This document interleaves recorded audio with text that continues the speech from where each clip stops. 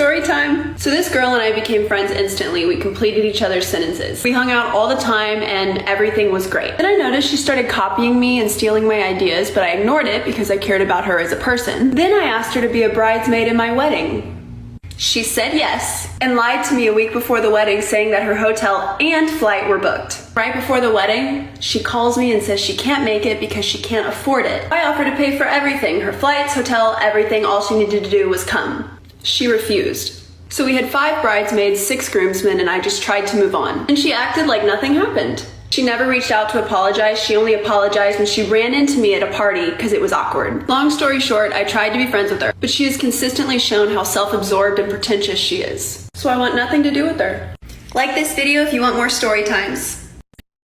My best friend was toxic. Story time. Growing up, I had this best friend who we're gonna name Keisha. And since my mom died when I was a baby, Keisha's mom kind of stepped up and became a motherly figure to me. And even though I appreciated it, I don't think Keisha did.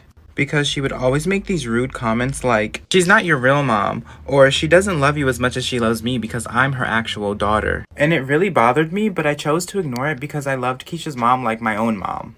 So this one time on Mother's Day, I was at Keisha's house hanging out with her and her mom. And Keisha had this really bad attitude just because I was there. Her attitude was so bad that I didn't even want to be there. So eventually I asked if I could go home, but Keisha's mom said I didn't have to and not to let Keisha's attitude ruin our day.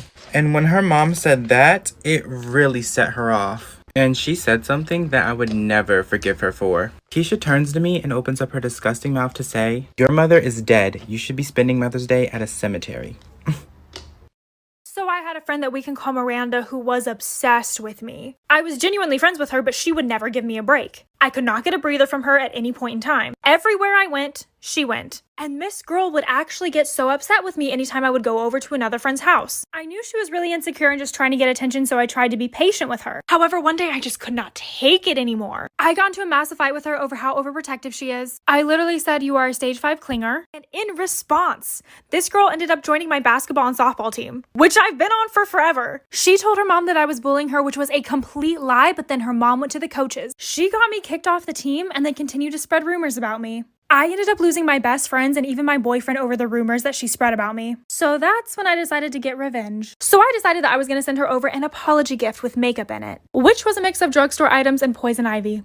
So I got revenge on my obsessive best friend for spreading rumors about me. So I put together an apology gift for her for bullying her, even though I did not. The gift that I put together was some makeup I got from Walgreens, but I decided to add some poison ivy to the eyeshadow so that she would get a rash. I then set up a hidden camera and watched as she put it on. And as expected, the rash started to form. After she noticed, I started to tell her off and accuse her of all the stuff she did to me. And she was so pissed that I managed to get a confession out of her. She was very much just like, "Yeah, I did that." Literally over me not wanting to spend every waking second with her. And the best part of it is that she threatened me on camera. So I cut out the part about the poison makeup and told her if she didn't tell my friends, coaches, and significant other what she was doing, I would send the video to everyone. So she admitted to all of her crimes and I got back on the team. I got my friends back and my boyfriend apologized. I ended up totally fine and she ended up losing credibility with basically everyone. If any of you guys have a story you'd like me to share on my TikTok, follow my Instagram and I'll show you how.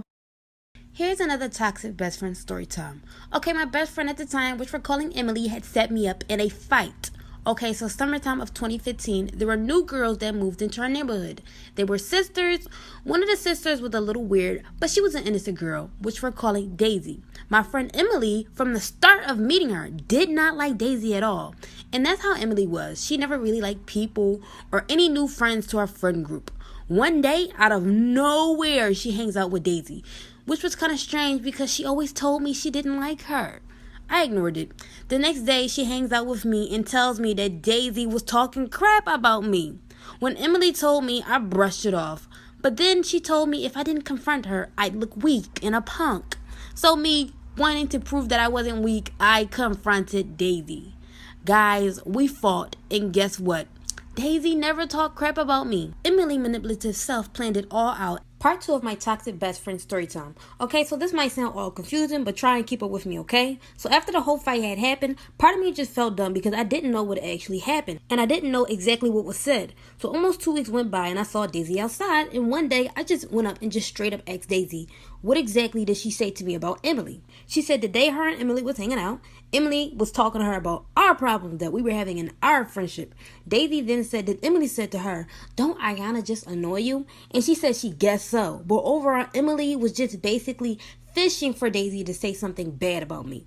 When in reality, Daisy wasn't paying me no mind. I then go to Emily and told her what Daisy had told me. She laughs, and I'm just sitting here all confused. You're not going to even believe what she told me. She says, I was bored and the block was dry, and that it was just a joke.